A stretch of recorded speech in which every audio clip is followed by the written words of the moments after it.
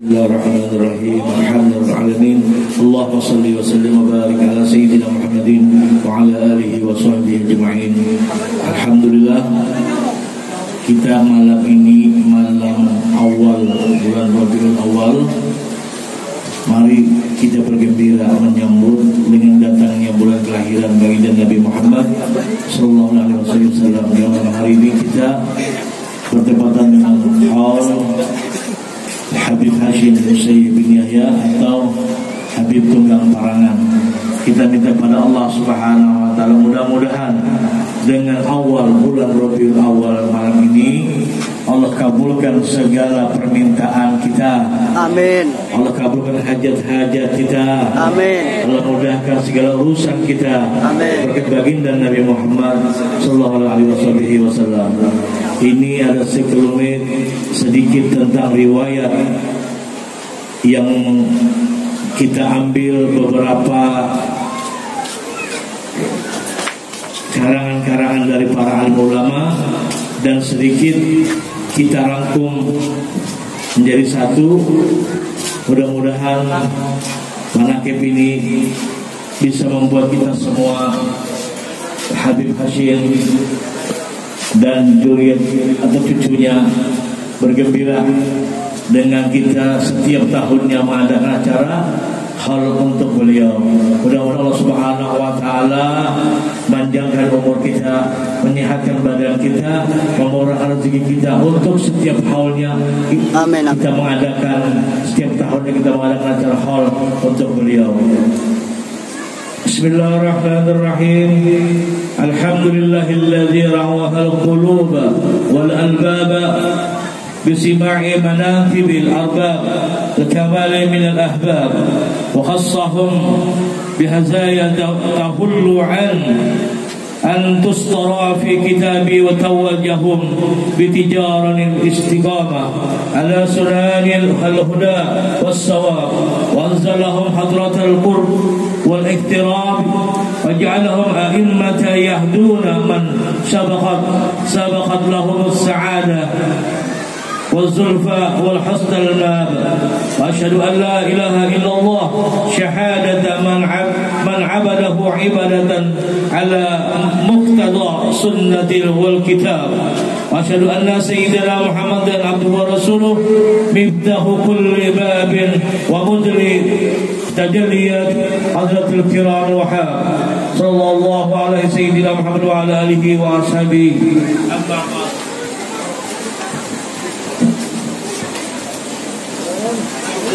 Manaqib singkat Al-Habib Hashim Musayyib bin Abdullah bin Yahya atau dikenal sebagai Datuk Tunggang Parangan yang lahirnya di Tarif Hadramaut, Yaman Selatan. Beliau adalah seorang ulama penyebar agama Islam di Kalimantan Timur. Makamnya berada di Desa Kutai Lama, Kabupaten Kutai Kartanegara, Kalimantan Timur. Habib Hashim Musayyib keluar hijrah dari Hadramaut, Yaman untuk menyebarkan Islam di Pulau Jawa, Pulau Sumatera, kemudian Sulawesi. Di sini Habib Hashim bertemu dengan seorang ulama berasal dari kota Tengah Kampar Riau yang telah lama menetap di Sulawesi bernama Khatib Tunggal Abdul Makmur, bergelar Datuk Ribandang. Dari Sulawesi, Habib Hashim menuju negeri Mantan Ketapang, Kalimantan Barat. Di sini Habib Hashim sebagai seorang ulama dikenal dengan gelar Habib Tunggang Parangan dan sebutan si janggut merah. Sementara menurut para cendekiawan, Habib Hashim adalah seorang ulama Minangkabau yang menyebarkan agama Islam di Kerajaan Kutai di Kalimantan bersama temannya Datuk Ribandang. Pada masa pemerintahan Raja Haji Mahkota yang memerintahkan dari tahun 1525 hingga 1589, Datuk Tunggang Parangan berperan besar dalam menyebarkan Islam bersama Sultan Haji Dilanggar atau Haji Gendum, gelar merhum Haji Manadarai, yang memerintahkan setelah menggantikan ayahnya Haji Mahkota sejak tahun 1589 hingga sehingga rakyat Kutai akhirnya memeluk agama Islam. Diceritakan pula sebelum kedatangan Habib Hashim di tanah Kutai pada abad ke-16, Islam pernah masuk ke pedalaman Kutai dibawa oleh saudagar-saudagar Arab. Di antaranya Sayyid Muhammad bin Abdullah bin Abu Bakar Al-Marza dari Minangkabau. Terjadi pada zaman pemerintah Raja Mahkota atau dikenal Datuk Jamrut Kawat. Ulama-ulama tersebut belum berhasil memujuk sang raja untuk memeluk agama Islam. Dalam beberapa naskah bahwa pernah adanya dialog antara Raja Kutai, Raja Mahkota dengan Habib Tunggang Parangan, yang kemudian raja tersebut memeluk agama Islam sampai ke perkasaan Raja Kutai, cucu Raja Mahkota yakni Aji Dipati Jayaprana bergelar Pangeran Sinung Panji, yang dapat menyebarluaskan pengaruh Islam dan menaklukkan kerajaan Hindu Martadipura. Mengacu kepada uraian di atas, maka masuknya agama Islam ke kerajaan Kutai yang dibawa oleh Datuk Tunggang Parangan dan Datuk Dibandang adalah masa pemerintahan Raja Mahkota, raja ke-6 dari urutan raja-raja Kutai Kartanegara. Dialog beliau berdua dapat dikutip dari surat silsilah raja-raja Kutai yang diselesaikan oleh Tuan Khatib Muhammad Tahir pada tahun 1265 Hijriah. Beliau berpulang ke rahmatullah. Tuan Datuk Tunggang Parangan melakukan syiar Islam di Kutai sampai akhir hayat beliau pada abad ke-17. Jasad beliau dimakamkan di Desa Kutai Lama, Kecamatan Anggana, Kabupaten Kutai Kartanegara, Kalimantan Timur.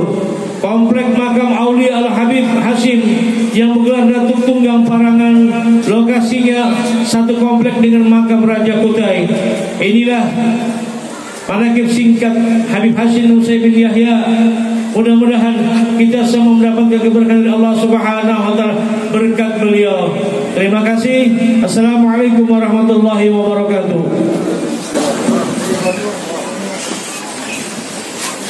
Alhamdulillah. Dari kisah tersebut, mudah-mudahan kita bisa mengambil hikmahnya, mengambil pelajaran dari sejarahnya beliau.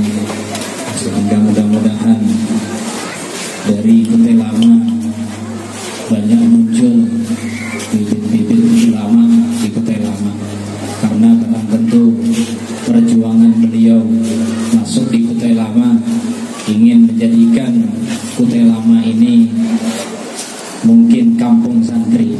Dan mudah-mudahan harapan kita semua, mudah-mudahan Kutai Lama ini banyak dimunculkan bibit-bibit.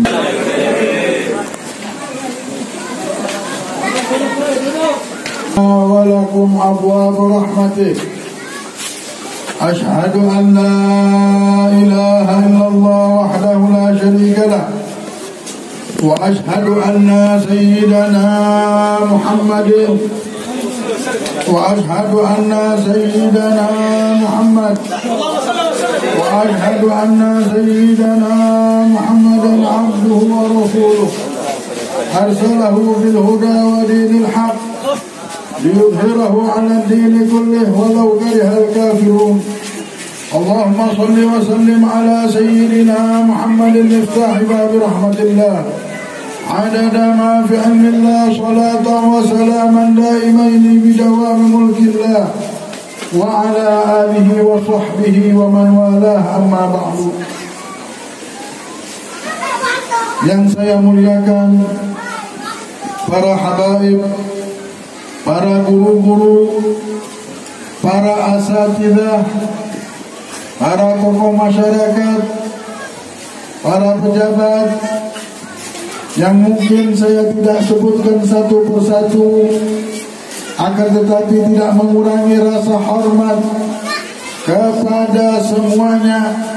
Mudah-mudahan yang kita harapkan pada hari ini adalah Allah memuliakan kita semuanya. Amin. Allah memuliakan kita semuanya. Amin. Dengan pemberian anugerahnya.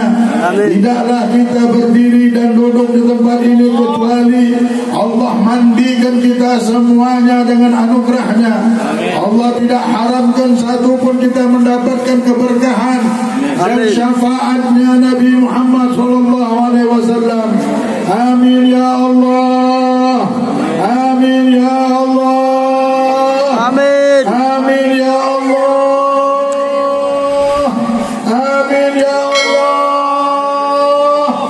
Kami hamba-Mu yang lemah ya Rabb, semuanya datang ke tempat ini tamak dengan rahmat-Mu ya Rabb, mengharapkan pertolongan-Mu ya Allah, ya Karim ya Arhamar Rahimin. Rasulullah sallallahu alaihi wa ala alihi wa sahbihi wasallam bersabda, wajabat mahabbati lil mutazawirina fi wal mutajalisina fi wal mutabadzirina fi. Aku wajib mencintai, aku harus menurunkan cintaku kepada siapa ya Rabb? Bagi orang yang saling berziarah, saling bertemu karena Allah subhanahu wa ta'ala. Bagi orang yang mengeluarkan hartanya, mengeluarkan pengorbanannya karena di jalan Allah Jalla Jalaluhu wa ta'ala. Bagi manusia yang berduduk bersama-sama, tidak ada lain yang mereka harapkan dan yang mereka tuju adalah Allah Jalla Jalaluhu wa ta'ala. Orang-orang seperti ini yang duduknya sudah memandang Allah, yang bertemunya karena Allah, yang dia keluarkan hartanya, tenaganya karena Allah, ada kabar baik dari Allah. Allah jatuh cinta dengan dia, Allah sayang sama dia. Allah subhanahu wa ta'ala akan memberikan sesuatu yang sangat mulia kepada dirinya, dan tidak ada semulia itu adalah cintanya Allah kepada hamba-Nya. Malam ini kita langsung bisa menjadi kekasihnya Allah. Amin. Ini malam juga. Amin. Kalau sudah di hati kita ini pandangan bahwa tidaklah kita datang ke tempat ini berkumpul bersama-sama kecuali memandang Allah. Tidaklah kita melihat Al-Habib Hashim bin Musayyih kecuali karena ikatannya yang kuat, talinya yang telah mengajak kita untuk berhubungan dan dekat dengan Allah Jalla Jalaluhu wa ta'ala azamatuh. Barang siapa manusia ini sudah dekat sama Allah, sudah ada tali dia dengan Allah subhanahu wa ta'ala, kecuali pertolongan, keselamatan, keberkahan akan meliputi kehidupannya. Syafaat para aulia, syafaat Nabi Muhammad terus akan ada di hadapannya. Dulu ada seorang wali yang bernama Malik bin Dinar. Ini Malik bin Dinar, waktu itu pasar di Basrah lagi kebakaran, sampai orang-orang kebingungan melihat ada Malik bin Dinar. Ya Malik bin Dinar, pasar kita kebakaran, hancur semua pasar. Bagaimana wahai Malik? Malik bin Dinar langsung mengacungkan tangannya, menunjuk tangannya dengan kalimat La ilaha illallah Muhammadur Rasulullah. Matilah hati tersebut, hancurlah hati tersebut, sehingga pasar itu tidak kebakaran lagi. Dengan kalimat La ilaha illallah yang keluar dari Malik bin Dinar, hati yang punya hubungan dengan Allah, hati yang memandang Allah, hati yang menyaksikan Allah. Sesungguhnya sesuatu yang paling mulia yang kita miliki ini hati. Kalau harta banyak tapi hati kita susah, tidak ada gunanya harta itu. Harta sedikit, kehidupan apapun yang kita miliki, tapi tiba-tiba di hati ini bahagia, kesusahan itu tidak ada apa-apanya di hadapan hati manusia yang bahagia. Jadi jagalah hati ini. Mau tahu hati bagaimana bisa akan mendapatkan kenikmatan yang besar? Hati Hati yang mana yang akan dikatakan hati orang ini bahagia? Hati yang sudah bisa melihat Allah, hati yang sudah bisa menyaksikan Allah. Itulah para awliya salihin, datang dari tempat ke tempat. Nabi Muhammad mengajak manusia untuk mengabdikan diri kepada Allah.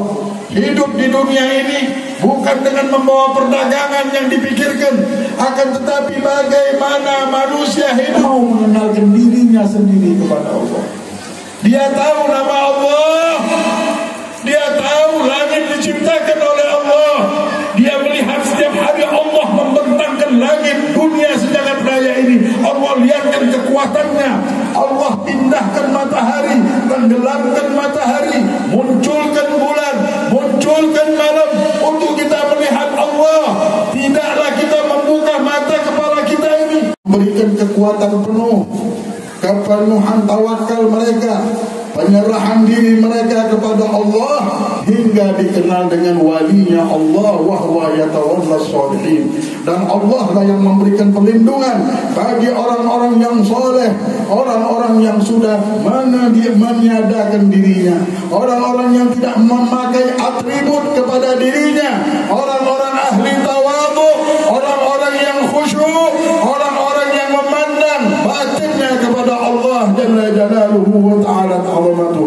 Fahumul qaumul ladzina hudu bahwa bi fadlillahi qad su'idu wa li ghairillahi ma qasadu wa ma'al qur'an fi qarni. Mereka adalah kaum yang mendapatkan petunjuk dari Allah. Dengan anugerah Allah mereka menjadi hamba-hamba yang bahagia.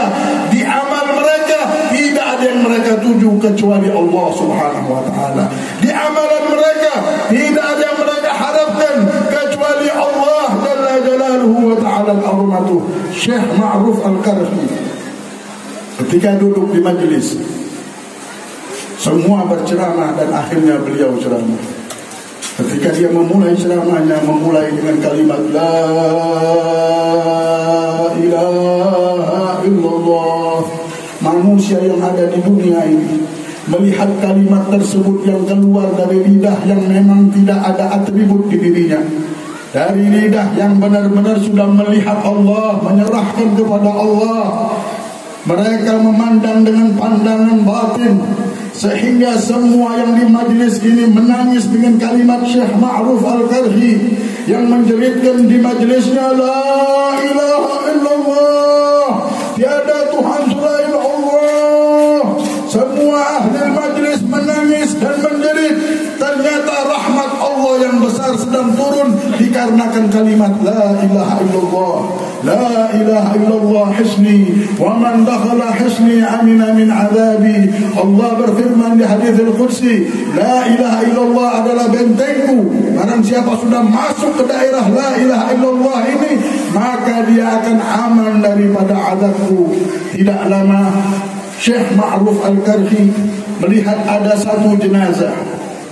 Jenazah ini diadukan kepada beliau, Ya Syekh, ada satu jenazah, dan kesian melihat orangnya ini sepertinya meninggal dalam keadaan susah, meninggal dalam keadaan sulit. Dunia yang sementara ini sepertinya ada memfitnah dirinya, sehingga di kehidupan yang abadi nanti tidak tahu apa nasibnya. Ya Syekh, sebentar. Malaikat yang ada di sebelah Raqib dan Atid memberitahu kepada Syekh Ma'ruf Al-Karhi karena dia wali Allah, sehingga mendengar ada suara yang ngomong dengannya. Ya Syekh, sesungguhnya fulan ini ketika engkau mengadakan acara dan engkau menyebutkan kalimat La ilaha illallah, si fulan ini hadir. Mintalah kepada Allah supaya Allah menyelamatkan hamba ini. Kalau tidak, ini hamba bisa dilemparkan ke api neraka. Mintalah kepada Allah. Dia langsung berdoa, Ya Rabb, jikalau doaku ini mempunyai kekuatan Ya Allah untuk menyelamatkan hamba ini, Ya Rabb, maka selamatkanlah. Maka selamatkanlah. Terdengar suara dari langit, Ajabnak ya Ma'ruf, ajabnak ya Ma'ruf. Kami telah kabulkan doamu wahai Ma'ruf Al-Karhi. Kami telah kabulkan doamu wahai Ma'ruf Al-Karhi. Lihat keadaan waliullah kedudukan orang yang sudah hatinya bersama Allah, kedudukan orang yang sudah tidak merasa memiliki kekuatan kecuali kekuatan Allah, atau yang dinamakan walinya sudah Allah Jalla Jalaluhu wa Ta'ala azamatuh. Apa yang mereka inginkan diinginkan akhirnya oleh Allah. Fannahum qaum yarda rabbuna min ridahum. Habib Ali Habsyi katakan mereka adalah kaum yang ridhonya mereka adalah ridhonya Allah Subhanahu wa Ta'ala. Karena mereka sudah jadikan Allah wali, akhirnya ridhonya mereka diridhoi oleh Allah, marahnya mereka marahnya Allah Subhanahu wa Ta'ala. Kita sekarang ada di lautan mereka ini, di lautan orang-orang yang Allah jadikan ridhonya mereka adalah ridhonya Allah. Kenapa? Karena mereka sudah memakai nama Allah, karena mereka tidak memakai atribut diri mereka sendiri, karena mereka juga ketika hidup mengajak manusia. Jalannya Nabi Muhammad, apa jalan Nabi Muhammad? Mengajak penduduk dunia ini untuk dekat sama Allah, mengajak anak Allah dawang. Jalannya Nabi Muhammad adalah mengajak manusia terus menerus untuk mendekati Allah Jalla Jalaluhu wa Ta'ala azamatuh. Jangan sampai kita cuma kenal hari ini harga gula naik, hari ini harga minyak naik, kita ingatkan keluarga kita. Hari ini signal lagi kurang, tahu semuanya, tapi hubungan sama Allah, signal hubungan sama Allah putus, nah ada yang tahu di rumah kita. Signal hubungan sama Allah, sama Rasulullah terputus sudah bertahun-tahun di hati kita. Anak kita cuma pikiran nafsu yang menginginkan punya handphone, punya sepeda, punya motor, punya mobil dan lain-lainnya, hingga kita lupa dengan Allah. Dunia dan seisinya ini akan hancur. Semuanya kita lagi mengembara, wahai hamba Allah. Kita sekarang bareng-bareng lagi mengembara di dunia ini. Ada yang pengembaraannya sisa 1 bulan, ada yang pengembaraannya sisa 1 tahun lagi, ada yang sisa 3 tahun. Marilah kita mengembara dengan mengetahui untuk apa kita hidup di pengembaraan ini. Tidak ada lain untuk mengabdikan diri kepada Allah. Barang siapa sudah mendapatkan Allah, apa yang dia tidak dapatkan. Akan tetapi barang siapa hidup di dunia ini yang dia cuma dapatkan mimpi-mimpi kehidupan dunia, sepertinya kita hidup selama-lamanya di dunia dan melupakan kehidupan yang hak. Sesungguhnya kita sudah dijauhkan oleh Allah, matrud min rahmatillah. Inilah bala, inilah kehancuran diri kita, inilah musibah yang telah menimpa kehidupan kita. Bangunlah wahai umat Nabi Muhammad, bangunlah wahai pengembara, bangunlah wahai penduduk dunia. Mari kita dekati Allah, mari kita bersama Rasulullah. Khususnya di bulan Maulid ini, manusia berbondong-bondong mengingatkan manusia untuk mengingat kelahiran Nabi Muhammad. Karena di kelahiran inilah memberikan makna kepada kita bahwa dunia yang gelap ini dengan lahirnya Nabi Muhammad, yang mengingatkan semua penduduk dunia, jin dan manusianya, untuk ingat kepada Allah, untuk mengabdikan kepada Allah, untuk mendekatkan diri kepada Allah. Kegelapan jahiliyah tersebut terangkat dan dicahayai oleh kelahiran Nabi Muhammad SAW. Mudah-mudahan dengan kita mengingat hari kelahiran, gembira dengan kelahiran Nabi Muhammad yang akan membawa syafaat, akan mengangkat semua kegelapan hidup ini, akan mengangkat segala bala, akan mengangkat segala kegelapan, akan mengangkat segala kejahilian umat ini, hingga manusia hidup di dunia melihat akhirat, melihat jalan menuju akhirat, melihat ke surga, melihat ridhonya Allah, melihat syafaat Rasulullah. Di dunia mereka sudah bisa mendapatkan itu. Mudah-mudahan Allah Subhanahu wa Ta'ala jadikan jam'ana hadza jam'an marhuma. Perkumpulan kita, haul kita ini akan membawa rahmat untuk kita semuanya, penuh dengan ampunan Allah. Dibukakan akal kita, zahir dan batin kita. Allah berikan hidayah kepada umat ini. Ya Allah, sayangilah umat Nabi Muhammad. Ya Allah, rahmatilah umat Nabi Muhammad. Ya Allah, angkatlah bala yang menimpa umat Nabi Muhammad. Jadikanlah kami orang yang sadar, Ya Allah. Ya Allah, berikan petunjuk kepada kami. Angkatlah segala bala, angkatlah segala bala, angkatlah segala bala, segala wabah, segala penyakit zahir dan batin. Ya Allah, rubah keadaan kami sebaik-baik keadaan. Keadaan yang hina menjadi keadaan yang mulia, Ya Allah. Keadaan yang hina Engkau angkat derajat menjadi keadaan yang mulia, Ya Allah. Keadaan yang sempit Engkau buka, Ya Allah, dalam selebar-lebarnya, Ya Rabb. Dengan keberkahan sahibul hal, Ya Allah. Dengan syafaat Nabi Muhammad, dengan syafaat Nabi Muhammad, dengan syafaat Nabi Muhammad, Ya Allah. Angkatlah segala yang tidak baik yang menimpa kehidupan kami, menimpa kehidupan keluarga kami. Ya Allah, kami bertawassul dengan mereka para awliya Allah, dengan khususan sahibul hal, wa bi syafaatin Nabi Muhammad sallallahu alaihi wasallam, an tufarrij hammana wa takshif qurubana wa tuhawwil halana ila ahsani hal wa tanqudna min adh-dhulmi ahla ad-dhalal. Allahumma ya muhawwil al-ahwal حول حالنا إلى أحسن حال وانقذنا من الظلم أهل الضلال والجهال. يا غفار يا قهار يا رب العالمين يا أرحم الراحمين. ربنا آتنا في الدنيا حسنة وفي الآخرة حسنة وقنا عذاب النار وادخلنا الجنة مع الأبرار.